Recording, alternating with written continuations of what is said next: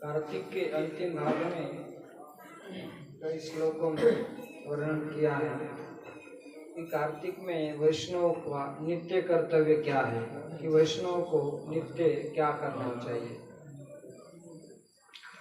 अस्मिन् कार्तिके विशेषेण नित्यं कुर्वित वैष्णवा दामोदर अर्चनं प्रातः स्नान दान व्रतादिकं प्रातः स्नान दान व्रतादिकं।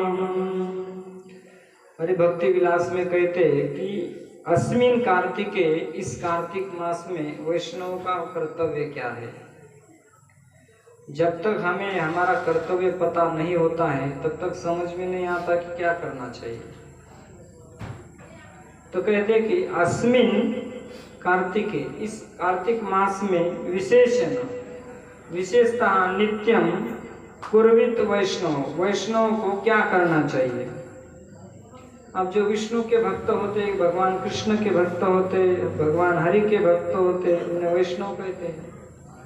कहते हैं कि ऐसे वैष्णव भक्तों को नित्यम क्या करना चाहिए, उनका क्या कर्तव्य है। हरे कृष्णा कृष्णा कृष्णा हरे हरे, हरे राम राम राम हरे हरे कृष्णा कृष्णा कृष्णा हरे हरे, हरे राम राम हरे। कुर्वित नित्यम वैष्णव, वैष्णव का कर्तव्य कहते कि प्रथमतः दामोदर अर्चनम, भगवान दामोदर की अर्चना। अर्चना मतलब भगवान की पूजा करना। कार्तिक मास में प्रथमतः कर्तव्य बताया है कि दामोदर भगवान की पूजा करना। जिस परंपरा से हमें पूजा का विधान किया है उस परंपरा से पूजा करनी चाहिए। प्रातः स्नान, ब्रह्म मुहूर्त वेला में उठकर स्नान करना, द्वितीय बात कही है। तृतीय में कहते दान करना। कार्तिक मास में यथा सामर्थ्य के अनुसार हमें दान करना चाहिए। और कहते कि व्रत आदिकम, अन्य व्रतों का भी हमें पालन करना चाहिए। तो कहते कि अस्मिन कार्तिके विशेषण नित्यम कुरित वैष्णव, वैष्णव का यह कर्तव्य है कि उन्हें भगवान की पूजा करना, प्रातः स्नान, प्रातः वेला में स्नान करना, दान करना, व्रत आदि इत्यादि करना, ये वैष्णव का नित्य कर्तव्य है। ये कार्तिक मास में करना ही चाहिए। तो इसके बारे में उन्होंने यहाँ पर वर्णन किया है। आगे कहते हैं कि वर्तन्तु कार्तिके मासे। अब ये श्लोक बड़ा महत्वपूर्ण है। कहते कि वर्तन्तु कार्तिके मासे यदानो कुरुते गृही इष्टापूर्तं वृथा तस्य, इष्टापूर्तं वृथा तस्य यावदाहुत नारकी, यावदाहुत नारकी। कहते कि कार्तिक मास से, इस कार्तिक मास में यदा न गृहीत कुरुते, गृहस्थ आश्रम में रहते हुए कहते कि अगर वो कार्तिक मास का व्रत नहीं करता है, शब्द दिया है कुरुते गृहीत, गृहस्थ आश्रम में रहते हुए अगर कार्तिक मास का व्रत नहीं करता है तो कहते कि इष्टापूर्तम। अब देखिए कई बार इस शब्द का प्रयोग श्रीमद् भागवतम में आया है कि इष्टापूर्त किसे कहते हैं। कहते इष्टापूर्त कर्म, कहीं बावड़ी बनाना, पानी की व्यवस्था करना, कहीं मंदिर बनाना, कहीं फैन लगा देना, कहीं कमरा बना देना, तो कहते कि इसे इष्टपूर्त कर्म कहा गया है। तो कहते कि वृथा तस्य यावदाहुत नारकी, कहते कि इष्टापूर्त का क्रिया निष्फल हो जाती है। जो भी कर्म किया है उसकी जो क्रिया है वो क्या होती है, कहते कि निष्फल हो जाती है। हरे कृष्णा कृष्णा कृष्णा हरे हरे, हरे राम राम हरे। तस्य यावदाहुत नारकी, अंतिम छोर भाग में कहते नारकी शब्द का प्रयोग करके कहते कि उस व्यक्ति को महाप्रलय पर्यंत नरक में निवास करना पड़ता है। अब कितनी बड़ी बात कही है। मैंने भगवान कहना चाहते हैं कि हमें कार्तिक व्रत का पालन करना चाहिए। अब जब तक पता नहीं तो ठीक है, लेकिन जब पता लग गया तो उसका हमें लाभ उठाना चाहिए। क्यों? दुर्लभ है मनुष्य जन्म दुर्लभ है।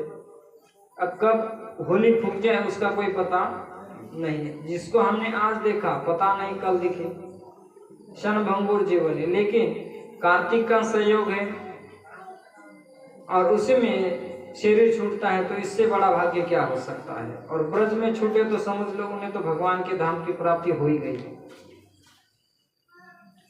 कार्तिक का संयोग आ गया और धाम में अगर शरीर छूट जाए तो इससे बड़ा क्या है। तो कहते हैं कि इस प्रकार गृहस्थ होकर कार्तिक व्रत का पालन न करने से इष्टापूर्त क्रिया निष्फल हो जाती है। जो भी पुण्य में कर्म किया है वो निष्फल हो जाता है और उस व्यक्ति को महाप्रलय यावत नरक में निवास करना पड़ता है, नरक की प्राप्ति हो जाती है। अगर कार्तिक मास का व्रत करेंगे तो इससे छूटकर कहा जाएंगे भगवान के धाम में जाएंगे। हरे कृष्णा कृष्णा कृष्णा कृष्णा हरे हरे, हरे राम राम राम हरे हरे।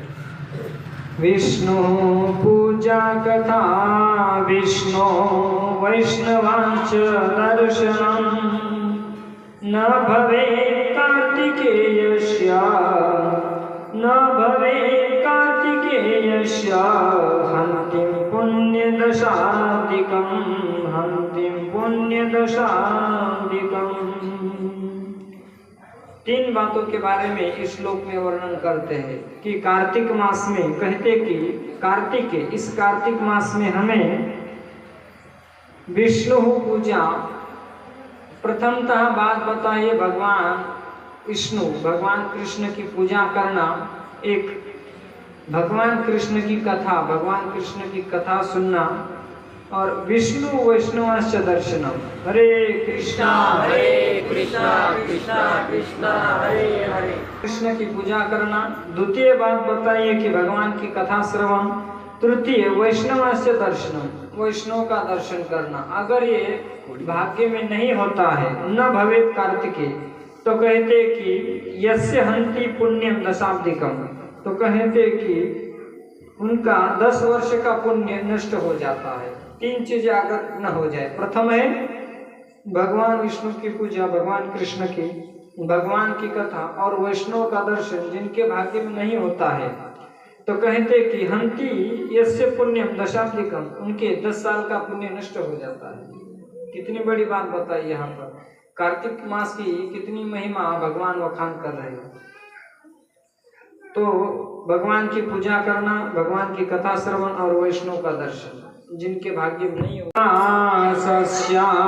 कोटिशेनापि नार्हति सर्वतीर्थेषु यत् स्नानं सर्वदानेषु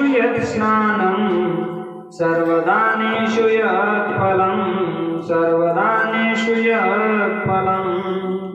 सर्वतीर्थेषु यत् स्नानं, सब प्रकार के तीर्थ में स्नान करना, सर्वदानेषु, सब प्रकार का दान करना। कहते हैं कि दान जनित फल भी कार्तिक के फल के, कार्तिकस्य तो मासस्य कोटेंश नापि नारति। कहते हैं कि अन्य जे सर्वतीर्थ में स्नान यो दान करना, दान जनित फल भी कार्तिक के फल के कोट्यांश माने 1 अंश के समान भी नहीं है। इतनी भारी महिमा इस श्लोक में वखान की है। आगे वर्णन करते हैं इसमें